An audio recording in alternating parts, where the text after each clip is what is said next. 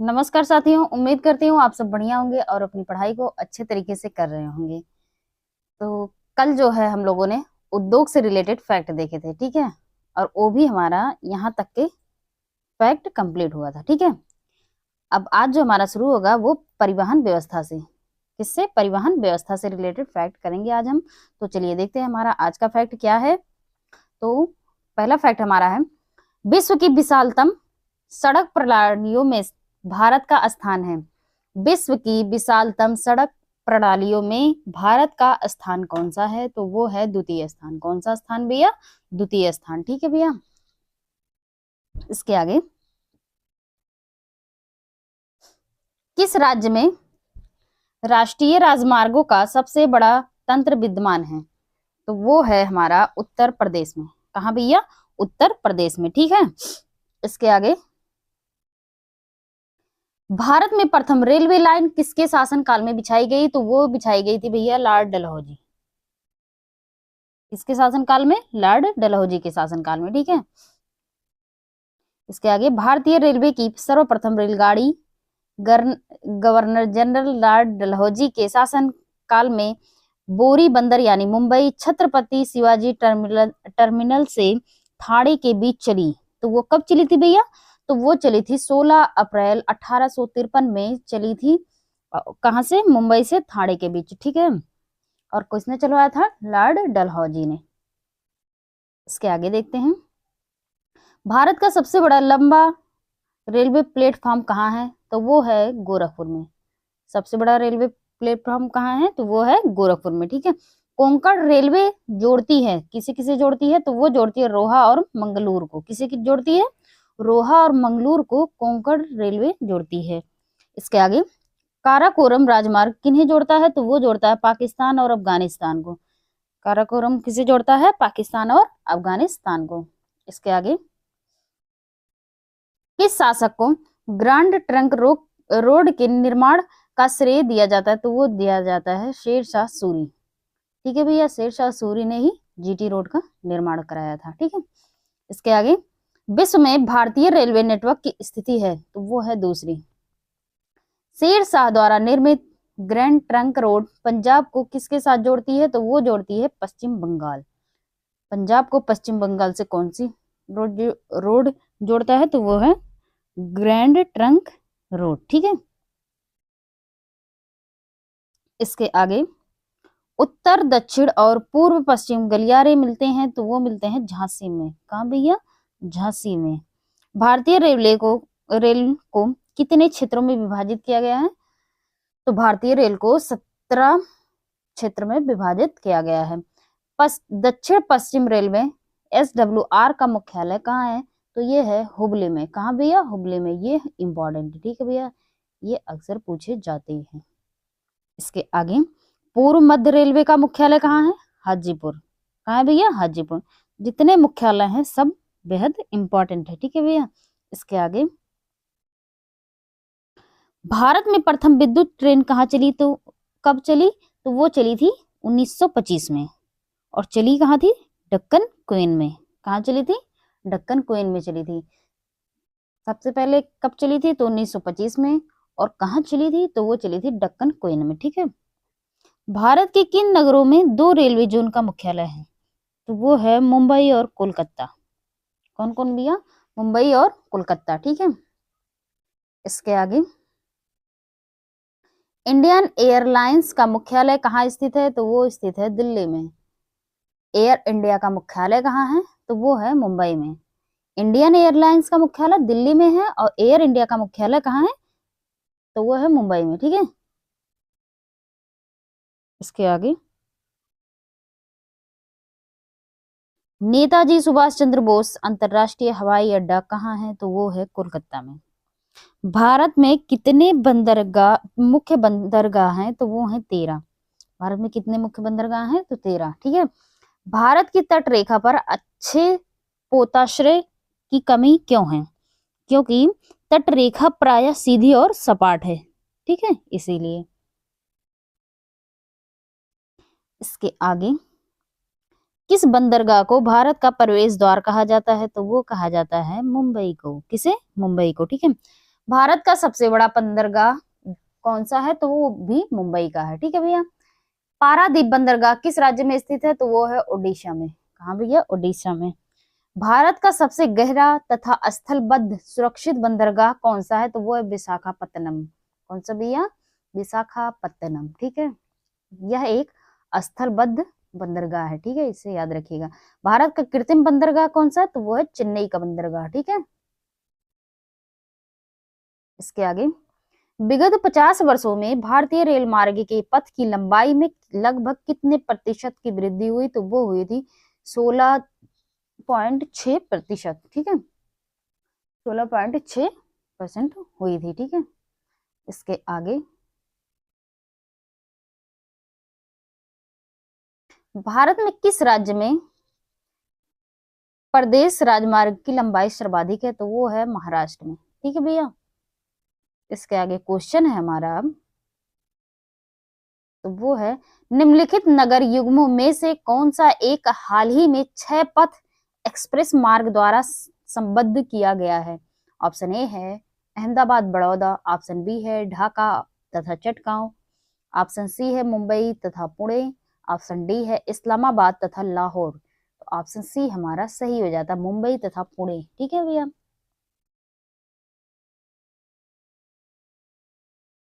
भारत में पहली railway line किन स्थानों के बीच चली थी। ऑप्शन ए है दिल्ली आगरा के बीच 1854 ईस्वी में, ऑप्शन बी है मुंबई और पुणे के बीच में 1853, ऑप्शन सी है मुंबई और ठाणे के बीच 1853, या ऑप्शन डी है इनमें से कोई नहीं। तो ऑप्शन सी हमारा जो है वो सही हो जाता, मुंबई और ठाणे के बीच 1853 में पहली रेलवे लाइन चली थी। ठीक है, इसके आगे,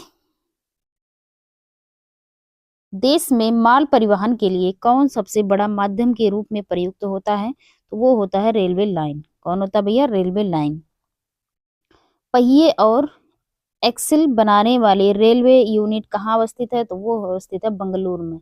कहाँ भैया, बंगलौर में। ठीक है, प्रथम संपर्क क्रांति ट्रेन कहाँ चली, तो वो चली थी दिल्ली और बंगलौर के मध्य। ठीक है भैया, इसके आगे, ये क्या हो गया, अब ठीक है। कौन सा संगठन भारत की विभिन्न रेलगाड़ियों में प्रावस्था प्रथा में इंटरनेट तथा टेलीफोन सुविधाएं प्रतिबंधित करने से संबंधित है, तो वो है भैया रेल टेल निगम। कौन है भैया, रेल टेल निगम। ठीक है भैया। पूर्व रेलवे के बंटवारे के पश्चात हाजीपुर के अंचलिक कार्यालय का नाम क्या हुआ, तो वो हुआ पूर्व मध्य रेलवे। ठीक है,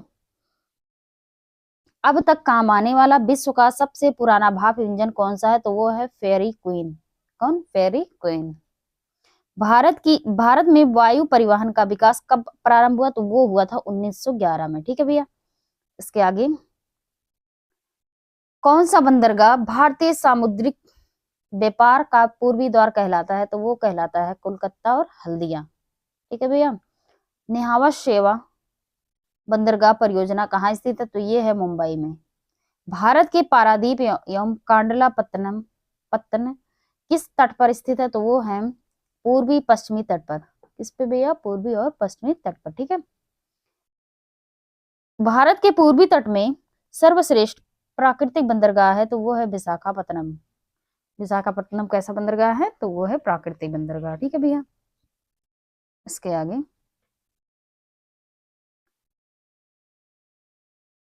मार्मागांव पत्तन स्थित है, तो वो है गोवा में। कहाँ भैया, गोवा में। स्वतंत्रता के बाद विकसित किया गया पहला पत्तन था, तो वो कांडला कांडला का था। ठीक है, राजीव गांधी राष्ट्रीय उड़ान संस्थान यानी Rajiv Gandhi national flying institute किस राज्य में स्थापित किया जा रहा है, तो वो महाराष्ट्र में। कहाँ भैया, महाराष्ट्र में। देश का सबसे लंबा अंतरिक्ष जलमार्ग कौन सा है, तो वो है इलाहाबाद हल्दिया। कौन है भैया, इलाहाबाद हल्दिया। ठीक है, इसके आगे, हम्म भारत का 40% सड़क परिवहन होता है, तो वो राष्ट्रीय राजमार्ग से। ठीक है, रेलवे का जोन मुख्यालय हाजीपुर स्थित है, तो वो है बिहार में। रेल मंत्रालय ने विलेज ऑन व्हील्स नामक परियोजना शुरू करने की घोषणा किस वर्ष की थी, तो वो की थी भैया 2004 में। सेतु समुद्रम परियोजना जिन्हें जोड़ती है वे है मन्नार की खाड़ी और पाके की खाड़ी। सेतु समुद्रम परियोजना किसे किसे जोड़ती है, तो वो जोड़ती है मन्नार की खाड़ी और पाके की खाड़ी। ठीक है भैया। इसके आगे, भारत के बंदरगाहों में से कौन सा एक खुला सागरीय बंदरगाह है, तो वो है मुंबई का। ठीक है भैया। भारत में अंतःस्थलीय जलमार्ग के लिए प्रयोग की जाने वाली नदी कौन सी है, तो वो है गंगा नदी। कौन सी नदी भैया, गंगा नदी। ठीक है। तो यहाँ हमारा समाप्त होता है ये। अब जो होगा वो संचार से। ठीक है, चलिए देखते हैं संचार से रिलेटेड फैक्ट। तो हमारा फैक्ट है, भारत में सार्वजनिक डाक सेवा की शुरुआत कब हुई थी, तो वो 1837 में हुई थी। कब हुई थी, 1837 में। ठीक है। वर्तमान डाक विभाग की स्थापना कब हुई, तो वो हुई थी 1854 ईस्वी में। कब हुई थी भैया, 1854 ईस्वी में। विश्व में सबसे अधिक डाकघर किस देश में है, तो वो है भारत में। भारत में पहला डाक टिकट कब मुद्रित हुआ था, 1854 ईस्वी में, जब वर्तमान डाक विभाग की स्थापना हुई थी। ठीक है। भारत में प्रथम डाक टिकट किस गवर्नर जनरल के कार्यकाल में शुरू हुआ था, तो वो है लॉर्ड डलहौजी, जिसने भैया रेलवे लाइन का निर्माण किया था। वही प्रथम डाक टिकट जब स्टार्ट हुआ था, तो उस समय लॉर्ड डलहौजी का कार्यकाल था। ठीक है। इसके आगे, डाकघर बचत योजना का शुभारंभ कब हुआ, तो वो 1885 ईस्वी में हुआ। ठीक है। भारत में पिन कोड प्रणाली कब शुरुआत हुई, तो वो 1972 में। कब हुई थी भैया, 1972 में। ठीक है। इसके आगे, भारत में स्पीड पोस्ट सेवा कब प्रारंभ हुई, तो वो 1986 में। कब भैया, 1986 में। ठीक है। इसके आगे, भारत में मनी ऑर्डर सेवा कब प्रारंभ हुआ, तो वो हुआ 1995 में। कब, 1995 ईस्वी में। भारत में कितने पिन कोड जोन है, तो वो है 9 पिन कोड जोन है। ठीक है। डाक सूचकांक की कुल कितनी संख्या होती है, तो वो होती है 6। ग्रीन चैनल क्या है, स्थानीय पत्रों के लिए डाक सेवा, ये होता है ग्रीन चैनल। ठीक है। भारत में एसटीडी सेवा कब और किन नगरों के मध्य हुई थी, तो वो हुई थी 1960 में, लखनऊ और कानपुर के मध्य। किसके भैया, लखनऊ और कानपुर के मध्य हुई थी एसटीडी सेवा। ठीक है। अब क्वेश्चन है हमारा, कुरियर सेवा से प्रतिस्पर्धा के लिए भारतीय डाक विभाग ने द्रुत डाक सेवा का आरंभ कब किया, तो ऑप्शन ए है 1988, ऑप्शन बी 1987, ऑप्शन सी है 1989, ऑप्शन डी है 1986। तो ऑप्शन डी हमारा सही हो जाता है। 1986 में द्रुत डाक सेवा का आरंभ किया गया था। ठीक है भैया। संचार से हमारा फैक्ट समाप्त। अब जो होगा जनसंख्या एवं नगरीकरण से। ठीक है। तो ये बेहद इंपॉर्टेंट है यहाँ से फैक्ट, तो इसको ध्यान पूर्वक आप लोग पढ़िएगा। ठीक है, देखिएगा अच्छे से वीडियो। तो चलिए देखते हैं, भारत में पहली बार जनगणना कब हुई, तो वो हुई थी 1872 ईस्वी में। पहली बार जनगणना 1872 ईस्वी में। पहली बार जनगणना कब हुई, 1872 ईस्वी में। भारत में पहली बार जनगणना किसके काल में संपन्न हुई, तो लॉर्ड मेयो। किसके काल में, लॉर्ड मेयो के कार्यकाल में। जनसंख्या की दृष्टि से भारत का सबसे बड़ा केंद्र शासित प्रदेश तो कौन है भैया, दिल्ली। ठीक है। जनसंख्या की दृष्टि से सबसे बड़ा केंद्र शासित प्रदेश दिल्ली। जनसंख्या की दृष्टि से भारत का सबसे छोटा केंद्र शासित प्रदेश तो लक्षद्वीप। सबसे बड़ा दिल्ली और सबसे छोटा जो है जनसंख्या में वो लक्षद्वीप है। ठीक है। भारत के किस राज्य में महिलाओं की संख्या पुरुषों से अधिक है, तो वो है केरल। ठीक है।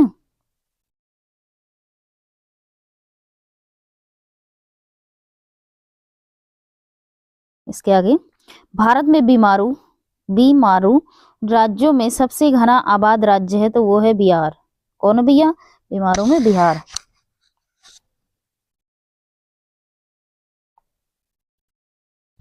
मेगालोपोलिस सामान्यतः कितनी जनसंख्या वाले नगर होते हैं, तो वो होते हैं 50 लाख से अधिक। ठीक है। जनसंख्या के आकार की दृष्टि से भारत का सबसे छोटा राज्य है तो वो है सिक्किम। जनसंख्या की दृष्टि से सबसे छोटा राज्य जो है वो सिक्किम है। ठीक है,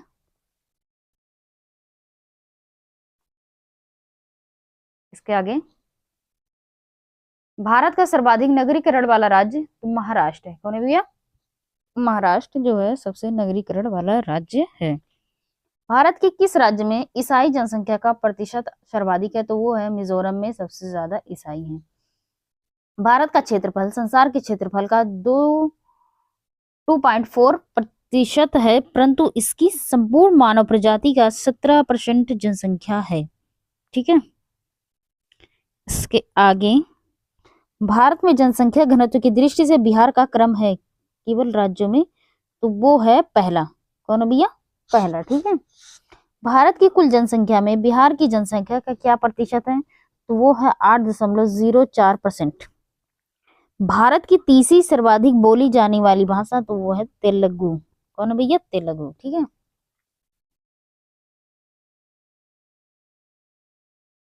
भारत के राज्यों में से किसका जनसंख्या घनत्व सबसे कम है तो वो है अरुणाचल प्रदेश। ठीक है भैया, भारत की वर्तमान आबादी में 65 वर्ष से अधिक आयु वाले व्यक्तियों की लगभग प्रतिशतता कितनी है तो वो है 5 से 6%। कितना? 5 से 6%। ठीक है, इसके आगे भारत की राष्ट्रीय जनसंख्या नीति 2000 के अनुसार किस एक वर्ष तक जनसंख्या स्थिरता प्राप्त करने का हमारा दीर्घावधि लक्ष्य है तो वो है 2045। ठीक है, किस वर्ष को भारतीय जनसंख्या के इतिहास में महान विभाजक वर्ष कहा तो वो कहा है 1921 में। ठीक है भैया, जनसंख्या से रिलेटेड फैक्ट जो है समाप्त होते हैं। अब जो हमारा है भारत की जनजातियां, ठीक है, ये भी टॉपिक इंपॉर्टेंट है। ठीक है, भील जनजाति कहाँ पाई जाती है तो वो पाई जाती है महाराष्ट्र में। भील जनजाति कहाँ पाई जाती है तो महाराष्ट्र में पाई जाती है। भारत की सर्वाधिक बड़ी जनजाति तो वो है गोंड जनजाति। ठीक है, गारो जनजाति कहाँ है तो मेघालय की। ठीक है, सबसे बड़ी जनजाति कौन है सर्वाधिक तो वो है गोंड जनजाति। ठीक है, बोडो निवासी है कहाँ की? गारो पहाड़ी की। कहाँ की निवासी भैया? बोडो, तो वो है गारो की। ठीक है, इसके आगे गद्दी लोक निवासी हैं तो वो है हिमाचल प्रदेश की। किसके भैया? हिमाचल प्रदेश के। सोमपेन जनजाति कहाँ पाई जाती है तो ये निकोबार द्वीप समूह में पाई जाती है। केंद्र शासित प्रदेशों में से ओंजो जनजाति के लोग किस में रहते हैं तो वो अंडमान एवं निकोबार द्वीप समूह में। ठीक है, तो अजीबो गरीबो नाम है, तो जो थोड़ा अजीबो गरीबो नाम टाइप के नाम होंगे तो वो अक्सर अंडमान निकोबार में ही होंगे। ठीक है, गारो खासी जनजातियां किस राज्य में निवास करती हैं तो वो है मेघालय में। ठीक है, इसके आगे भारत का सबसे बड़ा जनजातीय समूह है तो वो है गोंड जनजाति। कौन सी जनजाति भैया? गोंड जनजाति भारत का सबसे बड़ा जनजातीय समूह है। ठीक है, अब इसके आगे देखते हैं। इसके आगे हमारा क्या है?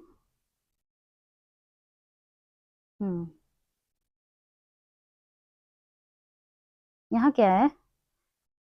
यहाँ तो हमारा तो समाप्त हो जाता है भारत का भूगोल।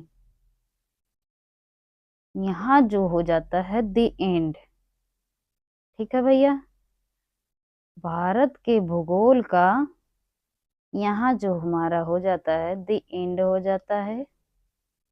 ठीक है, अब हम जो करेंगे वो कल से हमारा जो होगा वो होगा विश्व का भूगोल। ठीक है, तो आप लोग ये पूरा अच्छे तरीके से रिवीजन कर लीजिएगा भारत का भूगोल। ठीक है, इसका एक जितना भी है भारत का भूगोल, जितनी भी वीडियो है इसके 3 4 5 6 तो वो सब एक में कंबाइंड करके आप लोग को एक मैराथन के तौर पे दे दिया जाएगा, तो जिससे आप लोग अच्छे से एक बार में रिवीजन कर सकते हैं। ठीक है, तो कल के लिए कल से जो हमारा होगा वो विश्व का भूगोल जो है स्टार्ट होगा। ठीक है, तो आज के लिए इतना ही। Thank you so much.